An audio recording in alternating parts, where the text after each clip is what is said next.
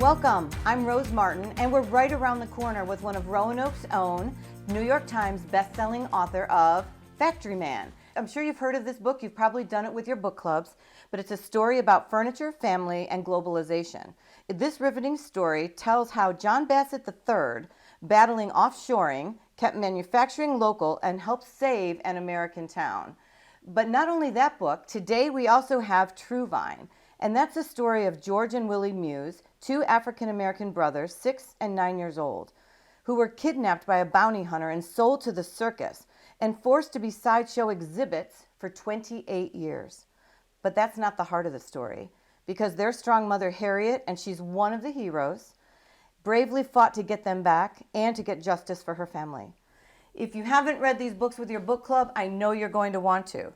So let me stop talking and let's introduce our guest, who's a champion for the underdog, a champion for all of those that we marginalize in society. Let's welcome our guest, Beth Macy. Thank you, Rose. Hi, Glad to Beth. be here. Oh, it's so nice, and thank you for inviting us to chat about these two books. I know we could spend the entire half hour with one of these books, and we're going to try to get them both in. And let's start with Factory Man. It's a personal story for you, right?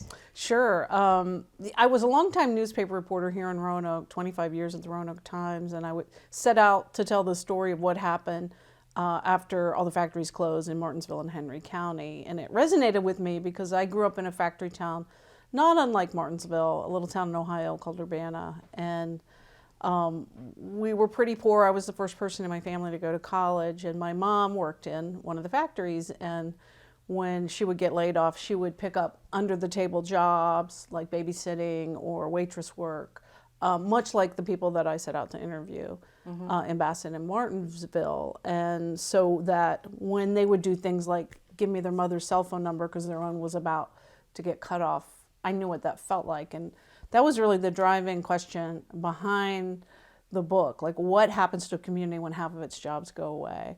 And I was lucky enough to also unearth kind of this great heroic story about this guy who didn't close his factory. And that became kind of a family story. It became a story about international trade, which at the time I knew very little about, and sort of this legal drama as well. So it was just a rich way to talk about American history, really, because the history of the factory is in large part the history of America, and kind of where we are now in America, has a lot to do with a lot of the factories closing. You're right, and let's dig in a little bit there, because I too come from a family that my dad worked in the factory, and I was the first one to go to college. So as I'm reading Factory Man, I'm thinking, oh, I remember what that's like in Cleveland. I remember what that was like for our families. So you come across wanting to tell the story, and the Bassett family, the furniture makers, they're making furniture, and all of a sudden we've got these imports, and they're having wood, but they're making it cheaper. And John Bassett decides, okay, I've got to figure out how they made this chair, right? This Louis Philippe chair. So he's heading over to China and pick up the story. Right. It's actually a dresser. There's a dresser that's just come on the market in China, and this is like 2002, 3. And they're wholesaling it for $100. And his son Wyatt goes, wait a minute, there's no way they're doing this and following the rules of the WTO or the World Trade Organization, because you're not supposed to underprice your product. They were actually selling this dresser for less than it costed by the wood to make it. And so what John did in the factory, or had his people in the factory do, is they deconstructed the dresser, priced out all the parts, and then proved to themselves, based on another market economy, how much it would cost. And it was indeed, the government was subsidizing it, which is not supposed to happen under the rules of the WTO when China joined in 2001. So he and Wyatt, his son, kind of go undercover to China to meet, this is how the book opens, to meet with the owner of this factory over there, who basically says to this very kind of privileged person, John Bassett, grows up in the town of Bassett where his family rules everything. He says to him, you must close your factories and put your business entirely in my hands. And that didn't go over well. No, but he didn't say anything, which is not very much like him. And so he goes back and they do all this research, and they end up filing the world's largest anti-dumping petition against China, which they went on to win. And that's why I say he helped save an American town, because that win helped him keep that factory going. It's still going, still making wooden bedroom furniture in Galax, Virginia. But it's a complicated story because, it's not a job that pays a lot still, but there are entire families that work in that factory, and it's really kind of it's the largest employer in town.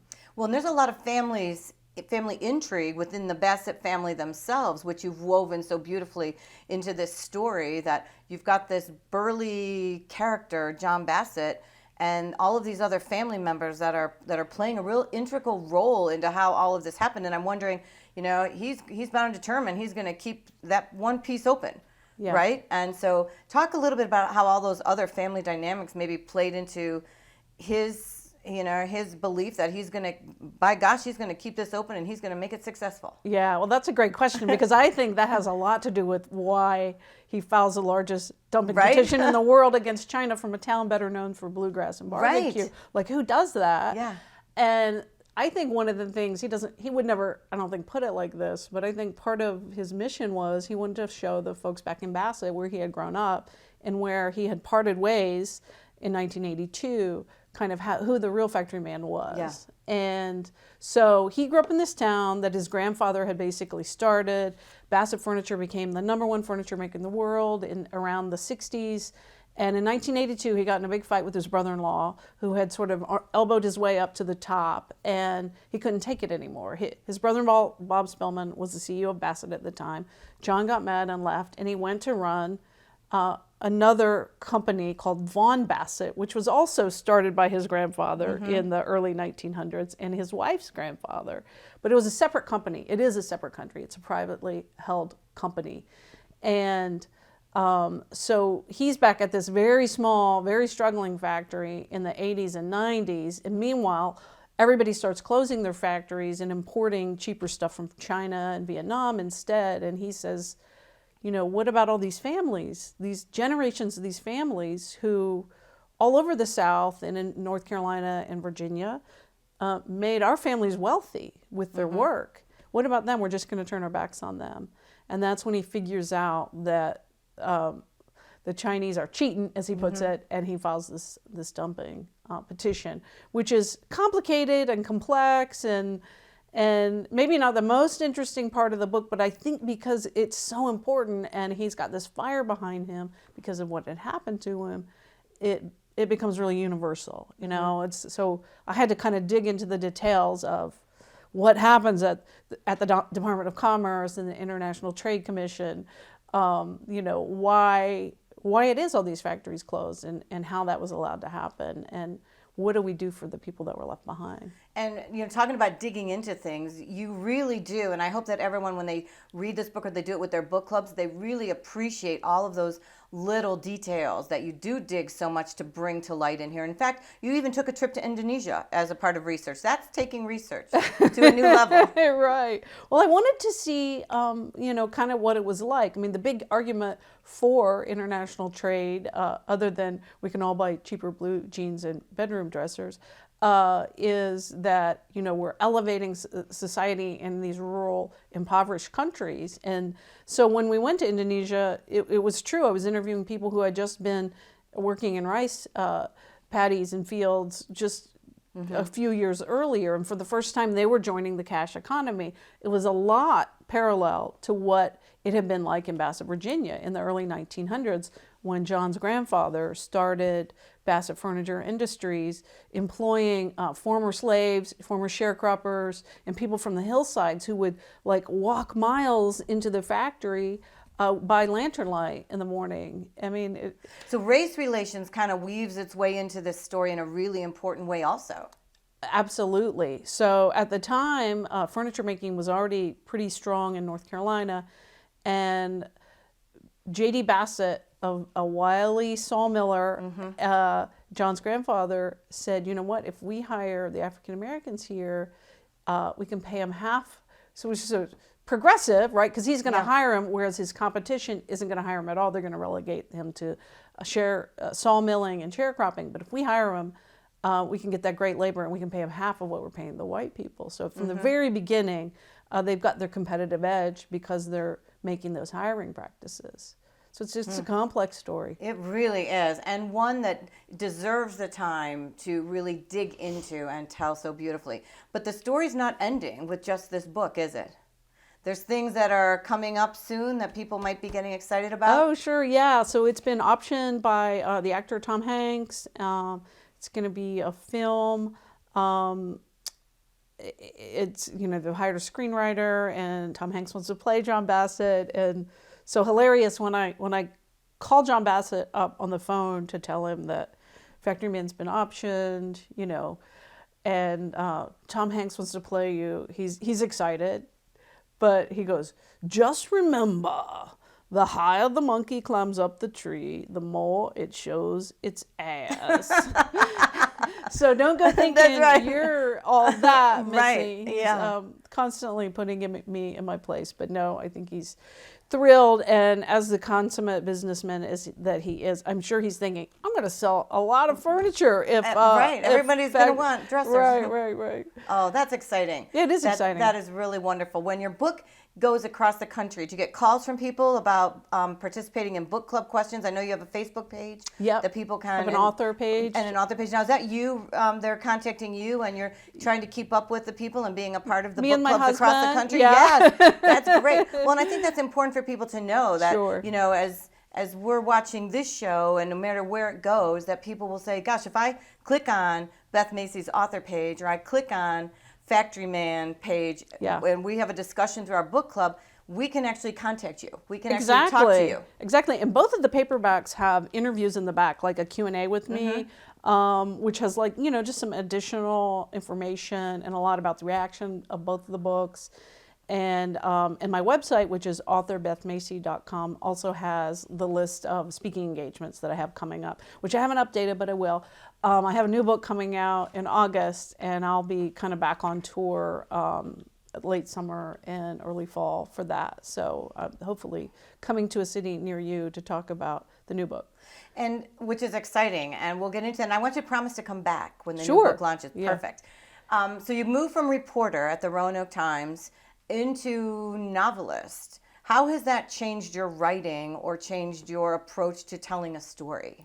Sure. So when you go from like a newspaper article to a book-length narrative nonfiction, I mean, the building blocks are still, it's the reporting, it's that context, and the, doing your homework before your interviews so you can make the most of your time. But you have so much more time to spread out in a book. So both books cover about 110 year period.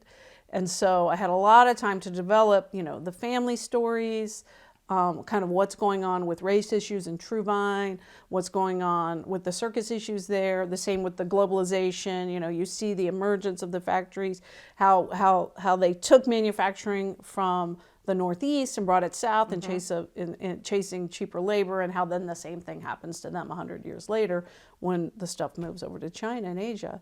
So, I mean, it's really, it's cool to be able to just kind of relax and to tell more of it. But it's a puzzle too, That's why I have my timelines up in my office, because it's a puzzle to put it all together. What's happening in the 50s in furniture, what's happening in John Bassett's life at the same time. And then you uncover a piece that might be a little treasure that you can pop into a section, be like, ooh, I didn't know that, or you're searching for something, right? Right. And you talk about the time it takes. Let's transition to Truvine a little bit. 25 years 25 in the years making to bring that book to life. Yeah. So the first time I heard about this story, I was driving around with a newspaper photographer who had grown up in Roanoke, hearing about it, but he wasn't sure if it was true or not. And what he said that piqued my interest, he said, it's the best story in town, but nobody's been able to get it. And I'm just competitive enough that I thought, I can get it. Yeah, right. And the reason, you did. Yeah. The reason nobody's been able to get it is because the gatekeeper of the story was the niece of George and Willie Muse, the great niece. And she ran a little soul food restaurant on Melrose Avenue called the Goody Shop. And Dawn had told me that, so I kind of waltzed in the early 90s and asked if she'll let me do a story on her famous great uncles, one of whom is still alive and in his 90s, Willie Muse. And she points to a sign on the wall that a customer made for her, and the sign says, "Sit down and shut up." Oh, okay. Yeah. Okay. And she meant it. And she's in charge, okay. She wasn't playing. And so, but I'm persistent. And her mom was in the kitchen peeling potatoes and watching The Young and the Restless. And I thought, that's my in, because I actually saw the very first episode of Young and the You Restless. did? Okay. Okay. I watched it for many years. So I'm back in the kitchen before Nancy knows it with her mother Dot, peeling potatoes and watching Young and the Restless, talking about the characters. And so I convinced Dot that Nancy should let me do a story on a restaurant, which eventually she agrees to. And it was a funny story. And then eventually, over a couple years, she said that she would let me write a story about Uncle Willie and his brother George after Uncle Willie passed. And so he died at the age of 108 in 2001. And she let me and a co-writer at the newspaper do a piece. And we were able to confirm a lot of what the family thought, but there were still a lot of kind of mysteries about it. And so, you know, I didn't know then that I was going to be a book writer. And so I just kind of held on to the story in my mind. And Nancy and I became friends over the years. I mean, she's still, you know, she's not going to give me anything that I don't deserve, right? Like, Right. she's not going to bend over backwards to help me figure out the story. But her restaurant would be a place I would go to because the food was great, and also because it was a great place where I'd go for story ideas, and she would help me, you know, kind of with my reporting over the years.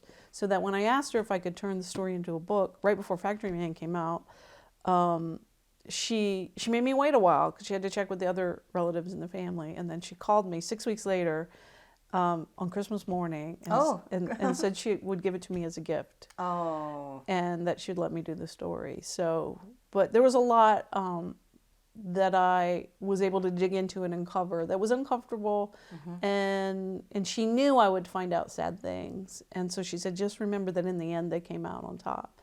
And they certainly did. They certainly did. And Nancy, I see she emerges as that second hero in the story, right? We've got Harriet first, and I can't imagine, and parts of this were tough to read, but that was the reality of the time. And you read through that and you realize that the strength of these women and also the resilience of the Muse brothers to just still have such an outlook of the fact that despite what they had been through from, you know, being kidnapped right there out of the fields and then spending that 28 years as exhibits, that was really, really hard. Yeah. And the way you kind of take us through that part of the story from the beginning parts, I don't even know what that was like to try to unearth that and put those words to paper. And then, so what was that like? Well, you know, it's an imperfect story because I couldn't find out exactly what happened to them in every moment. But I was able to find a lot of new material. I was able to uncover a lot of new material, and, you know, but almost raise as many questions as I could answer in some ways. But what I did was I tried to find out where they were in their careers at different junctures and interview lots of experts. But because you know, a lot of it happened 100 years ago, I would find a fact, like a photograph, the first known photograph of them as child exhibits. So here's proof, you know, you could tell they're children, there they are in their little uncomfortable suits. And I would do things like send the photographs to experts who know about historical costumes, and they would see things that I wouldn't see in the picture. So any fact, that hard fact that I would get, I would try to learn as much of it as I could. And then constantly sort of telling the things that I was learning to Nancy and getting her reaction, and to other experts. But it was a frustrating book to write at turns because they were written about thousands of times. They were very famous in their day. I mean, the circus was the #1 form of entertainment in America between 1840. And you know, at first I was offended by the circus part of it, and then I thought, this is not really about the circus. You know, yes, that was part, the circus was woven into that, and you're right, how they were taken and then renamed how many times? Many times, yeah. 8, 10, however it benefited the circus. Right, so they can make money. Right. So there's always the exploitation theme in both books. But some of the best material that I think in the book isn't so much about George and Willie and their time on the circus, but really about what's happening in Jim Crow, Virginia, back home in Roanoke, which remains still one of the most segregated cities in Virginia and in the South. And the neighborhood where they're from, which is the West End, still the most impoverished neighborhood in Roanoke. And so a lot of what I do is I would drive around that neighborhood with different people in their 80s and 90s and older, trying to bring that neighborhood to life. Like, sort of to answer the question, were the brothers better off in the circus, or were they better off at home? You know, because once they got to come home and knew their mother was alive, which they were very grateful for, they eventually chose to go back to the circus. It's Right. not the expected narrative in a lot of and ways. that surprised me in the book that they decided to go back. But then when, then they're getting paid for doing it. But then, and I don't want to give so much away, right? Because we want people to pick but it it's up and read complicated. it. It's complicated. But then, she gets a couple of different attorneys to help her. Yes, but just she does. This mother's love and entrenched with making sure that these boys, were going to be taken care of was just the heartwarming part of it too. When you Right. saw how hard she fought. Right, and this idea of getting justice for her family no matter Yes. what, and it goes on for like 20 years. She's doing that, and then later in life, Nancy has to do the same thing for Uncle Willie Right. when he's 103 and he gets burned accidentally in the hospital, and she has to kind of, get a lawyer and get tough, and she That does part it. was one of the tough parts to I read know, too. I know. Yeah, that got to me. Would you be willing to read some for Sure. us? Yeah. Heck yeah. I thought I'd read the part about what's going on the day in 1927 when she's going to go to the circus and she thinks maybe her sons are going to be there. This is chapter 9, The Prodigal Sons. The idea, when it first came to her, was so bold it was practically suicidal. She could have been arrested. She could have been killed. Harriet Muse could not have read the advance press Dexter Fellows had spoon-fed and finagled Roanoke Times reporters into writing in October 1927. The world's largest circus is here, the newspaper trumpeted in a preview story about the upcoming spectacle of 4 locomotives, 100 rail cars, 1,600 people, 5 rings, 6 stages, and the circus's most famous star of the moment, a special guest albino elephant from Burma. It was the first time the combined Ringling Brothers shows had ever played Roanoke, and Ringling's advance team had been busy placing newspaper ads in the weeks leading up to the performance.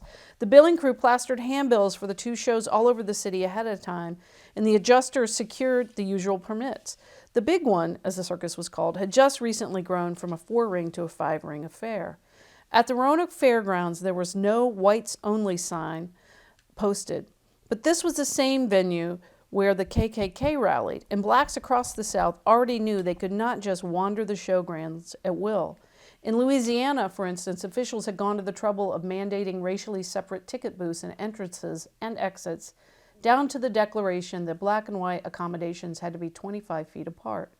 While carnivals performing week-long stays typically set aside a midday week as Colored Day or Black Achievement Day, circuses that played just one day afforded no such access. Blacks arriving at a one-day event such as the 1927 Roanoke show would have had to view the big top performance from a restricted area in the back of the tent, the back end blues, as show people called it. So then I go in to talk about kind of what was going on with Ringling at the time, and let me just get back to what's going on with Harriet.